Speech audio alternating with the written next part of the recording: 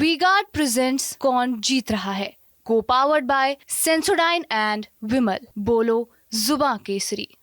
अखिलेश यादव नहीं लड़ेंगे, आप कन्नौज जाएंगे, ये कंफ्यूजन चलता रहा। ये तो पार्टी की इंटरनल स्ट्रेटजी है। क्या ये बीजेपी वाले ही करना जानते हैं? तो परिवार एकजुट है इस बार, पूरा समाजवादी परिवार बहुत मजबूती के साथ एक है। आप नेशलाल नेहरूआ से पिछला चुनाव क्यों हारे, आकलन किया होगा। एक्सीडेंटल हार थी। दिनेश यादव आपको बाहरी भी कह रहे हैं और उनके समर्थक कह रहे हैं कि इसी आरोप के चलते आपने घर बनवा लिया। अभी आप दिनेश से कहो ये सवाल अगर उठाओगे तुम्हारे प्रधानमंत्री नाराज होंगे तुमसे। परिवारवाद का जिक्र जरूर करते हैं और आपके परिवार के 5 टिकटों का जिक्र लाते हैं और ये भी कहते हैं कि यादव समाज से क्या और लोग नहीं थे। देखिए, जहाँ तक परिवार की बात है कोई नई बात नहीं। आपके लिए अखिलेश यादव और राहुल गांधी का प्रचार करने आए हैं।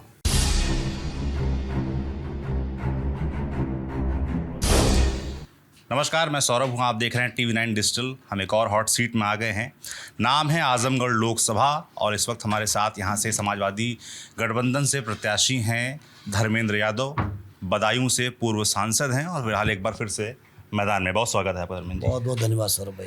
धर्मेंद्र जी, सबसे पहले तो मुझे टिकट के बारे में बताइए, टिकट आखिर फाइनल कैसे हुआ? क्योंकि शुरुआत से ही ये कन्फ्यूज़न चलता रहा कि आप आजमगढ़ से लड़ेंगे कि बदायूं से लड़ेंगे, फिर आया कि अखिलेश यादव नहीं लड़ेंगे, आप कन्नौज जाएंगे। ये कन्फ्यूज़न चलता रहा और अंत में चीज़ें क्लियर हुई कि बदायूं आदित्य लड़ेंगे, शिवपाल जी नहीं लड़ेंगे, आप यहाँ से लड़ेंगे और अखिलेश यादव कन्नौज। ये तो पार्टी की इंटरनल स्ट्रेटजी है। क्या ये बीजेपी वाले ही करना जानते हैं? जी, ये हमारे भी लीडर जानते हैं करना। तो ये स्ट्रेटजी के तहत हुआ है। स्ट्रेटजी के तहत हुआ है और स्ट्रेटजी बहुत सक्सेसफुल हो रही है। अच्छा, सारे लोग जिनको जहाँ उम्मीदवार बनाया जा रहा है, ये परिवार की सीटें छोड़ दो, बाकी भी पूरे उत्तर प्रदेश में जो हमारे साथी उम्मीदवार हैं, ऐसी स्ट्रेटजी अपनाई आदरणीय राष्ट्रीय अध्यक्ष जी ने कि इस बार जिसका दुर्भाग्य होगा वही हारेगा। अन्यथा ज़्यादातर लोग हमारे साथी चुनाव जीत के आ रहे हैं। अच्छा, हाँ। बदायूं में हम गए तो वहाँ पर आपके नाम की बड़ी चर्चा थी। वहाँ के लोग आपका इंतज़ार कर रहे थे। शिवपाल जी को भेजा गया। शिवपाल जी शुरुआत में लगा कि वो लड़ने को तैयार नहीं हैं। आदित्य यादव गए, तो इसको लेकर आप भी वहाँ पर गए नाराज़गी दूर करने। मुझे बताया गया कि आप भी लोगों के बीच गए प्रचार करने। आप मैनपुरी भी थे, लगातार सब जगह जा रहे थे। तो बदायूं से क्या फीडबैक मिला? तो वो तो कर्तव्य है। हम बदायूं गए थे, आज चाचा जी यहाँ आ चुके हैं। वो तो एक दूसरे की मदद में सब लोग निकलेंगे। पार्टी में सब लोग मददगार होते ही हैं, मदद करते ही हैं।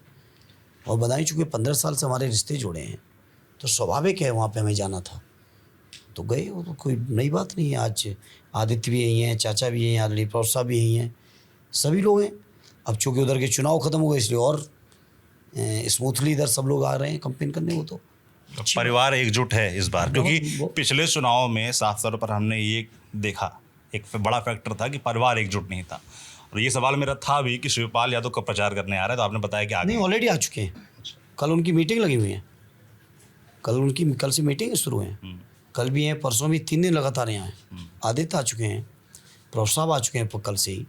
तो वो कोई इशू नहीं हो। परिवार पूरे मजबूती के साथ, और केवल एक हम लोग का ब्लड फैमिली की बात नहीं कर रहा मैं, पूरी समाजवादी पार्टी और पूरा परिवार। क्यों नेताजी ने कभी पार्टी को पार्टी की तरह से उस तरह से नहीं चलाया है, हमेशा पार्टी को परिवार समझा।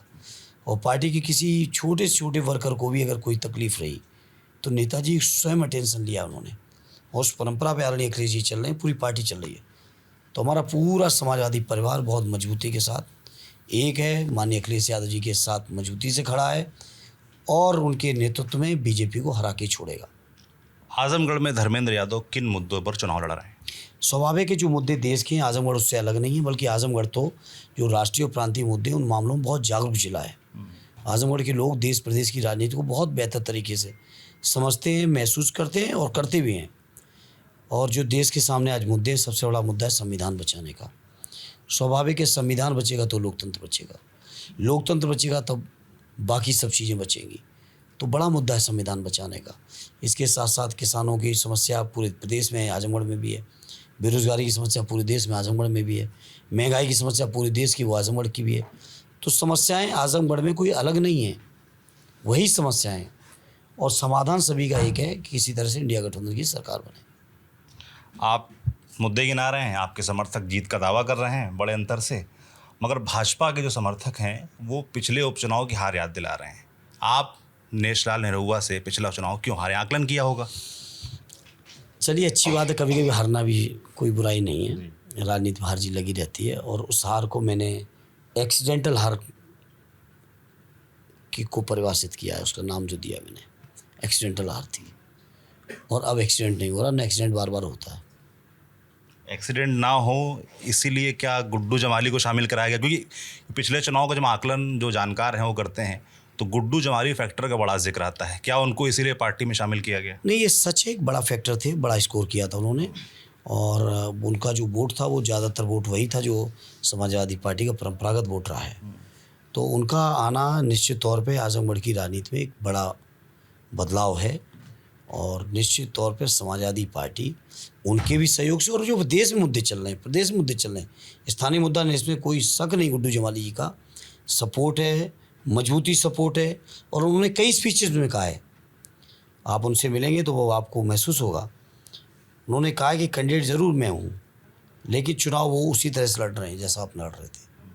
तो ये हम लोगों के बीच अच्छा कोऑर्डिनेशन है और बड़ा सपोर्ट मिल रहा है। अभी भी हम लोग, अभी आपके आने से 10 मिनट पहले उठ के गए वो यहाँ से, हम लोग मुबारकपुर की मीटिंग में साथ थे सब।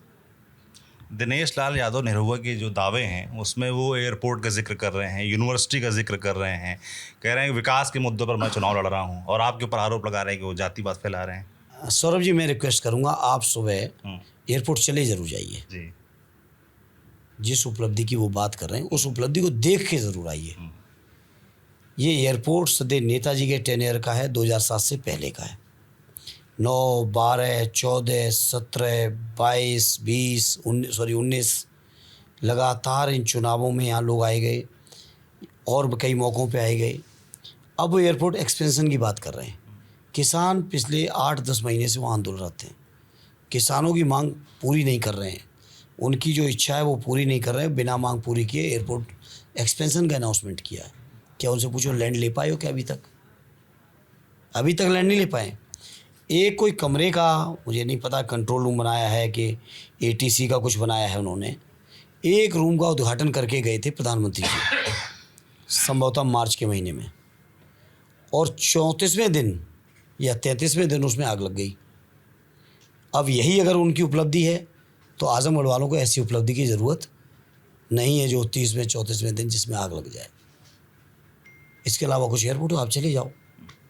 आपसे पहले अखिलेश यादव यहाँ से सांसद रहे, मुलायम सिंह यादव जी सांसद रहे यहाँ से। समाजवादी पार्टी गढ़ कहा जाता है आजमगढ़ को, तो हिसाब तो आपको भी देना पड़ेगा। आपसे भी लोग मांग रहे होंगे, जिसे आपने इनकी कमियां कि नहीं, आपकी उपलब्धियां जानना चाहता हूँ आपकी पार्टी की। उपलब्धियों के मामले में अगर जाएंगे तो नेताजी के पहले कार्यकाल से आप शुरू करिएगा। 1995 में जब नेताजी उत्तर प्रदेश के मुख्यमंत्री थे तो आजमगढ़ के लोग शॉक्ड हो गए। एज सीएम जब वो यहाँ आए किसी कार्यक्रम में तो अपने साथ 2 अधिकारी बैठा के लाए और सीधा अनाउंसमेंट किया कि आज आजमगढ़ मंडल आज से, और ये आपके कमिश्नर हैं, ये आपके डीआईजी हैं। वहाँ से शुरू होती है आजमगढ़ के विकास की गाथा। कमिश्नरी से लेके फिर यहाँ के जिला के मुख्यालय पे आप जहाँ डीएम साहब बैठते हैं आप जाके ज़रा देखिएगा। कल ही यहाँ मेडिकल कॉलेज बनाया, यहाँ सटियाओं का शुगर मिल बनाया, ये पूर्वांचल एक्सप्रेसवे की रूपरेखा रखी। आप अगर घाघरा के किनारे पे जाएंगे तो वहाँ तमाम बुल से लेके तमाम जो मूलभूत समस्याएं थी बहुत हद तक निराकरण हुआ। अभी हालांकि पूरा नहीं हो पाया है। पूरे आजमगढ़ की सभी सड़कों का चौड़ीकरण हुआ। जितने आप बाईपास देख रहे हो सब समाजवादी सरकार की देन है। और एक मोटी बात कहते हैं जो हमारे बहुत सारे साथी अपनी स्पीच में कह रहे हैं, विकास के नाम पे आजमगढ़ की हर ईंट पर समाजवादियों का नाम लिखा है। ये हमारे साथी बताते हैं। दिनेश यादव आपको बाहरी भी कह रहे हैं और उनके समर्थक कह रहे हैं कि इसी आरोप के चलते आपने घर बनवा लिया अभी आप। दिनेश यादव से पूछो खुद कहाँ के हैं, और ये प्रधानमंत्री से पूछो, छोड़ो दिनेश की क्या बात करें। प्रधानमंत्री जी अगर बनारस में पैदा होके बनारस का चुनाव लड़ रहे हो तो बताएं। और जिस आजमगढ़ के लिए हमको लोग बाहरी कहना चाह रहे हैं, लोगों को पता नहीं है रिश्ते क्या हैं। आज नहीं 80 और 90 के दशक में नेताजी ने कहा था इटावा मेरा दिल है तो आजमगढ़ मेरी धड़कन है। और आप समझ सकते हो कि धड़कन के बिना दिल का कोई मतलब नहीं रह जाता।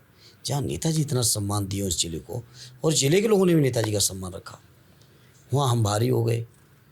बनारस में प्रधानमंत्री जी का क्या योगदान है, देंगे भाजपा के लोग जवाब।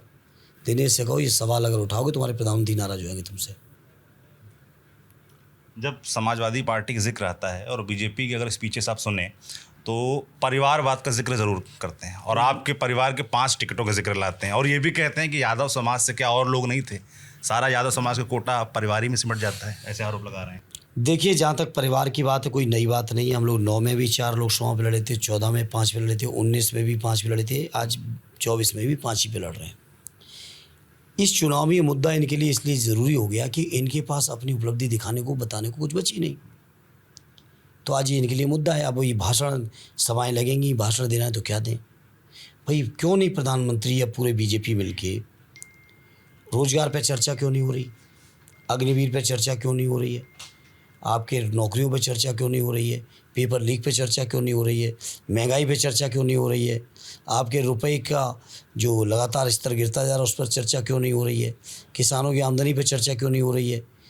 आप ये सब बातें प्रधानमंत्री जी ने और पूरे बीजेपी ने और पूरी मीडिया ने, चाहे वो विज्ञापन के तौर पे किए हों, चाहे दबाव में प्रभाव में आके किए हों, पूरी मीडिया ने लगातार कि प्रधानमंत्री आएंगे, मोदी जी आएंगे तो ये हो जाएगा, वो हो जाएगा, ऐसा होगा, वैसा होगा, प्रचारित किया। पूरे 10 साल देश को गुमराह किया है। आज 10 साल बाद जब कोई उपलब्धि नहीं है तो परिवारवाद, महिलाओं के लिए कह दिया कि मंगलसूत्र छीलेंगे। बताइए, ये इस देश में होगा? ऐसा सोच लिया किसी वर्ग विशेष को इतना बदनाम करोगे आप? और फिर गंगा के तट पे जाके खड़े होकर कहते हैं अगर मैं हिंदू मुसलमानों में कोई दूरी बढ़ाने की बात करूं तो मैं राजनीति से संन्यास ले लूँगा। अगले दिन लालगंज की यहाँ निजामाबाद की मीटिंग में क्या कहते हैं आके? खत्म, कोई विश्वास नहीं बचा इनका जनता के। प्रधानमंत्री मोदी यहाँ पर रैली करके चले गए, आपके लिए अखिलेश यादव और राहुल गांधी का प्रचार करने आ रहे हैं?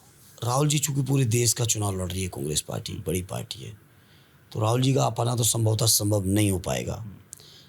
लेकिन हमारे राष्ट्रीय अध्यक्ष जी आ रहे हैं 22 तारीख को। 3 सभाएँ हमारे लिए करने जा रहे हैं। आरएन डिम्पल जी आ रही हैं, आरडी शिवपाल चाचा जी आ ही चुके हैं, प्रभु साहब आ ही चुके हैं, और भी पार्टी के बहुत सारे लीडर। आजम साहब दुर्भाग्य से आज बाहर नहीं है, प्रचार करने की स्थिति में नहीं है, लेकिन जो भी पार्टी के पास उपलब्ध लीडरशिप है, सारी लीडरशिप आ रही है मेरे पास। आखिरी सवाल मैं चाहता हूँ आप जनता को बताएं आजमगढ़ की कि अगर आप सांसद बनते हैं, वो आप पे भरोसा जताते हैं, तो क्या आपका प्लान है? क्या आप 4-5 बड़े काम आप करना चाहेंगे आजमगढ़ के लिए? आजमगढ़ के लोगों के बीच में एक ही बात कहूँगा कि हम उस समाजवादी परंपरा से निकले हुए कार्यकर्ता हैं जो कभी झूठ नहीं कहते। और मैं कोट कर दूं, पिछले 15 तारीख को बदायूं में आदित्य के नॉमिनेशन में गया था और बदायूं के कम से कम 50 पत्रकारों के सामने मैंने ऑन एयर कहा था, किसी भी पत्रकार से वहाँ की क्लिपिंग मंगा सकते हैं, कि एक भी पत्रकार मुझे बता दे जो मैंने सार्वजनिक वादा किया हो उसको पूरा न किया हो। मैं सवाल न्योता दिया था सबको कि मेरी तरफ से निमंत्रण है कि दुख बताओ कोई भी एक वादा ऐसा जो मैंने सार्वजनिक तौर पे कहा हो और काम पूरा करके न दिखाया हो। तो मुझे खुशी है कि एक भी पत्रकार मित्र के पास कोई सवाल नहीं था जो ये बताए कि आपने ये वादा किया था वो पूरा नहीं किया। यही बात मैं आजमगढ़ के लोगों के बीच दोहराना चाहता हूँ। मैं कोई हवा में वादे करने वाला व्यक्ति नहीं हूँ, हवा में बातें करने वाला व्यक्ति नहीं हूँ। हाँ, मेरे पास एक शानदार परंपरा थाती है। हमारे बड़े लोगों ने जो किया है आजमगढ़ के लिए, विकास के लिए, तरक्की के लिए, सदैव नेताजी किया, आदरणीय अखिलेश जी ने किया, हमारे स्थानीय नेताओं ने किया। उस परंपरा को आगे बढ़ाते हुए आजमगढ़ की तरक्की को हम कोई कसर नहीं आने देंगे। और दिल्ली में जब समाजवादियों की सरकार होगी तो सरकार से बड़ी बड़ी योजनाएं लाने का काम करेंगे और सांसद के तौर पर एक मजबूत आवाज़ जो आजमगढ़ की पहचान रही है उस पहचान को कायम रखेंगे। ये मेरा आजमगढ़ वासियों से पूरा वादा है। मुझे उम्मीद है सबका सहयोग मिलेगा, समर्थन मिलेगा और 4 तारीख को ऐतिहासिक परिणाम आएगा। बहुत बहुत धन्यवाद आपका। तो ये थे धर्मेंद्र यादव, तमाम सवालों के जवाब दिए। आपको ये बातचीत कैसी लगी हमें कमेंट बॉक्स में लिखकर ज़रूर बताएं। बाकी देखते रहिए हमारी यात्रा कौन जीत रहा है। शुक्रिया। वीगार्ड प्रेजेंट्स कौन जीत रहा है, को पावर्ड बाय सेंसोडाइन एंड विमल। बोलो जुबां केसरी।